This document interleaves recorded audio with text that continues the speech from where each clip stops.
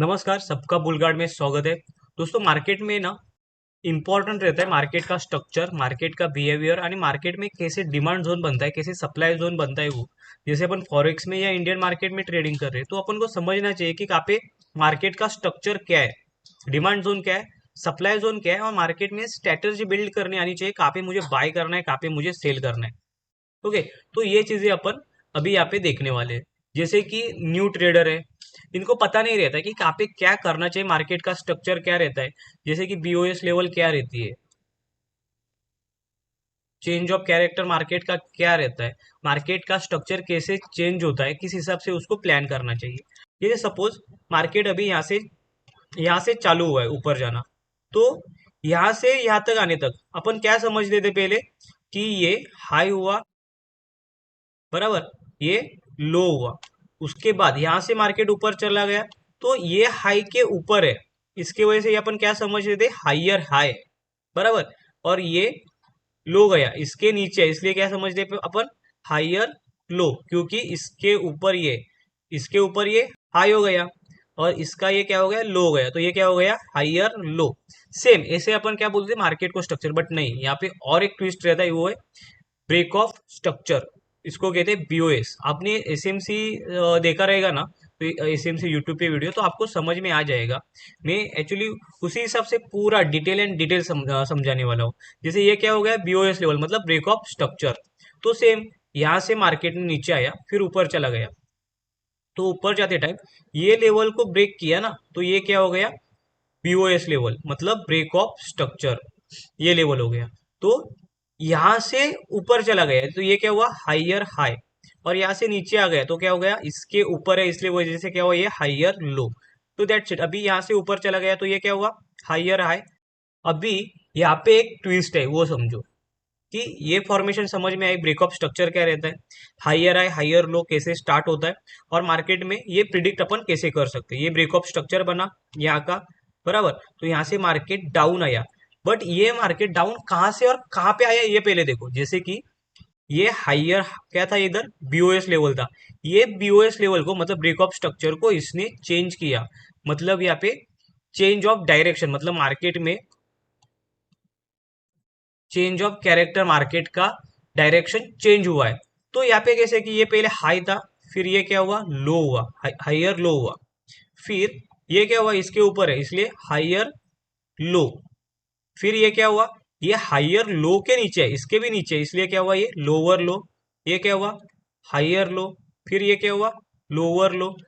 तो यहाँ पे भी ब्रेकआउट स्ट्रक्चर आते हैं, तो ये कैसे आएंगे, तो इस हिसाब से देखो कि यहाँ पे क्या हुआ, इसने ये पहले लो को ब्रेक किया, तो ये क्या हुआ, ब्रेक ऑफ स्ट्रक्चर। फिर यहां से इधर, इधर क्या हुआ, ब्रेक ऑफ स्ट्रक्चर। फिर इधर क्या हुआ, ब्रेक ऑफ स्ट्रक्चर। तो जब भी मार्केट में इस तरीके से यहाँ पे स्ट्रक्चर बनेगा, तो ये बीओएस लेवल से क्या होगा, चेंज ऑफ कैरेक्टर में यहाँ से फिर से अप ट्रेंड चालू होगा। तो इसके बाद अपन डिमांड जोन कैसे निकालते हैं, डिमांड जोन के लिए कैंडल कैसे फॉर्म होनी चाहिए वो देखते हैं पहले। एक नॉर्मल में प्रॉपरली दिखाऊंगा, मार्केट में भी कैंडल स्टिक में भी दिखाऊंगा। जैसे कि सपोज अभी एक छोटी कैंडल बनी है, एक छोटी कैंडल बनी है, उसके 3 पट कैंडल बननी चाहिए। कैसे 3 पट कैंडल बननी चाहिए, और ये कैंडल में क्या हुआ, बिग प्लेयर इंटर हुए, बराबर। यहाँ पे बिग प्लेयर इंटर हो गए, मतलब यहाँ पे इंस्टीट्यूशनल बाइंग हो गई है। तो जब भी ये लेवल पे मार्केट आएगा फिर से, जैसे कि ये मैंने मार्क कर दिया क्योंकि ये डिमांड जोन हो गया, बराबर। यहाँ से मार्केट क्या ऊपर हो गया, तो यहाँ पे मैंने मार्क कर दिया कि यहाँ से अभी मार्केट ऊपर जा सकता है। तो जब भी मार्केट ऐसा ऊपर करके इस लेवल पे आएगा, तो यहाँ से एक मार्केट रिट्रेस लेगा ऊपर की तरफ। ये अपन को प्रिडिक्ट करना है, क्योंकि मार्केट प्रिडिक्शन के ऊपर ही चलता है। तो यहाँ पे अपन डॉजी या इंगल्फिंग या जो कुछ रहे कैंडल, इस कैंडल स्टिक पैटर्न जो मैं बताऊंगा, वो कैंडल यहाँ पे फॉर्म होने के बाद ही मार्केट में अपन को एंट्री बनानी है। एंट्री कैसे बनानी है वो मैं चार्ट में दिखाऊंगा। अभी आप, जैसे कि ये क्या हो गया, डिमांड जोन हो गया, बराबर, क्योंकि यहाँ से मार्केट ऊपर चला गया। फिर यहाँ पे एक छोटी कैंडल बनी, फिर बड़ी कैंडल बनी, और फिर इसको अपन ने मार्क कर दिया ऊपर की तरफ। ये रेड या ग्रीन ये मैटर नहीं करता, तो ये सप्लाई जोन बना। सेम ऐसे अपन देखेंगे one one one hours time frame पे या 30 मिनट टाइम फ्रेम पे। प्रॉपरली। तो अभी अपन चार्ट पे चलते हैं, उसके बाद स्ट्रेटजी कैसे बनानी है ये अपन सीखेंगे। ठीक है। तो अभी मैं नॉर्मली 30 मिनट टाइम फ्रेम पे आता हूँ। अभी 30 मिनट टाइम फ्रेम पे अपन ब्रेक ऑफ स्ट्रक्चर पहले देखेंगे। जैसे कि मार्केट में, ठीक, तो ये देखो, मैं मार्क करके जा रहा हूँ आगे। जैसे कि मार्केट ने यहाँ से अप ट्रेंड लिया, फिर लो लगाया, बराबर। उसके बाद क्या किया उसने, हाई लगाया, फिर ऊपर चला गया, फिर इसने इस हाई को तोड़ा, नीचे आया। तो देखो, जैसे कि पूरा रिमूव कर रहा हूँ मैं, पूरा चार्ट क्लीन। ओके, तो यहाँ पे देखो नॉर्मली यहाँ से ऊपर चला गया मार्केट, नीचे आया, फिर ऊपर चला गया, नीचे आया, फिर ऊपर चला गया, फिर नीचे आया, फिर ऊपर चला गया, नीचे आया, फिर ऊपर चला गया, नीचे आया, फिर ऊपर चला गया। फिर इसने यहाँ पे क्या किया, चेंज ऑफ कैरेक्टर। तो इसके पहले ये क्या कर रहा था, बीओएस लेवल बना रहा था, मतलब ब्रेक ऑफ स्ट्रक्चर। यहाँ पे क्या कर रहा था,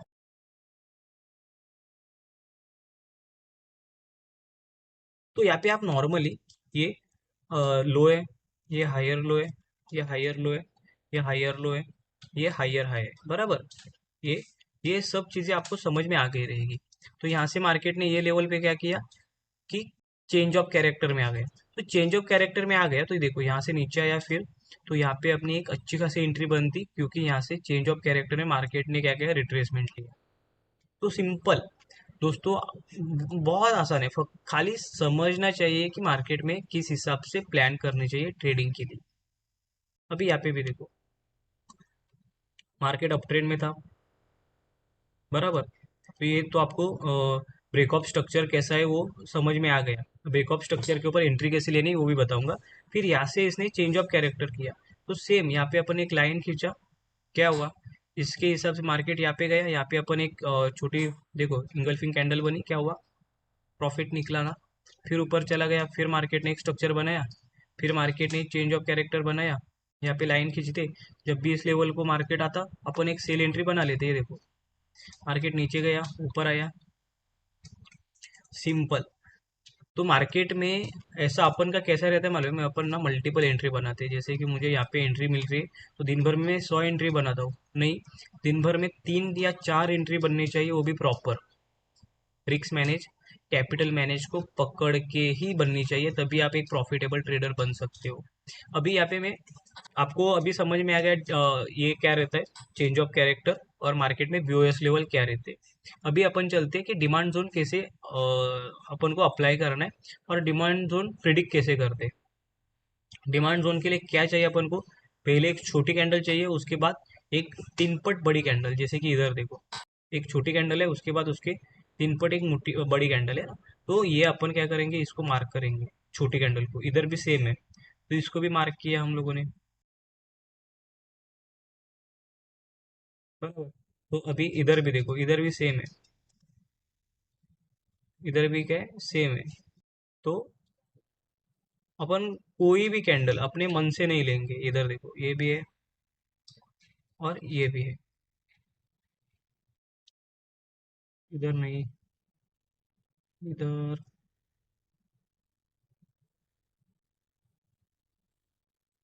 अभी इधर एक मिला देखो, इधर एक मिला है। तो यहाँ से मार्केट में क्या हुआ, चेंज आना चालू हुआ था।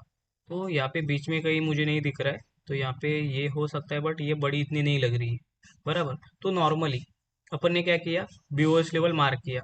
तो यहाँ पे भी आपको कई कैंडल बड़ी दिख रही नहीं, यहाँ पे ये है देखो, ये कैंडल है छोटी वाली, उसके बाद एक बड़ी 3 पट कैंडल बनी थी। तो अभी देखो कि जैसे कि मैं पूरे चार्ट पे आता हूँ, तो ये लेवल आ गए। अभी आपको कैंडल कैसे रीड करना है ये समझ में आ गया। तो यहाँ से अपन ने यहाँ तक मार्क किया, तो इसके बाद में चार्ट में क्या होना चाहिए कि यहाँ पे एक सप्लाई जोन है। तो सेम मार्केट नीचे आया, यही से क्या हुआ, डाउन आया, ये पहले ही अपन को पता था। ये डिमांड जोन है, तो ये लेवल से मार्केट ऊपर जाने वाला है, क्योंकि ये अपन ने कैंडल स्टिक के हिसाब से निकाला था।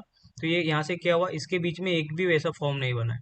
तो यहाँ पे अपन बाय का एंट्री लगा के रखते हैं, क्योंकि यहाँ से मार्केट एक रिट्रेस लिया था, और यहाँ पे एक अच्छा खासा सप्लाई जोन था बड़े इन्वेस्टर का, बराबर। तो उसके वजह से अपन ये प्लान किया पूरा। तो यहाँ से मार्केट में एक एंट्री बनाया, और यहाँ पे अपन को टारगेट मिला।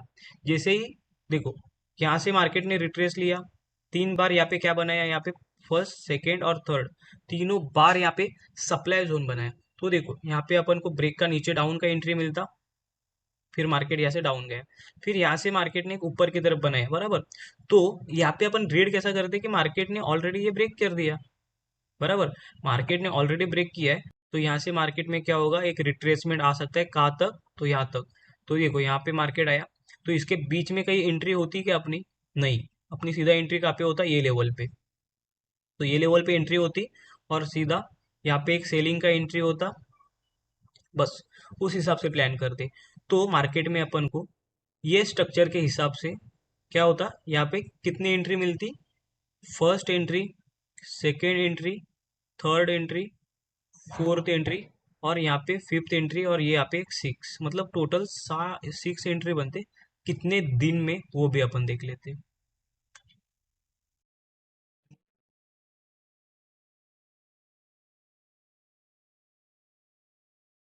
कम से कम 6 दिन में 6 एंट्री बनती, मतलब हर दिन में एक पकड़ लो और वो सब के सब सही एंट्री होते।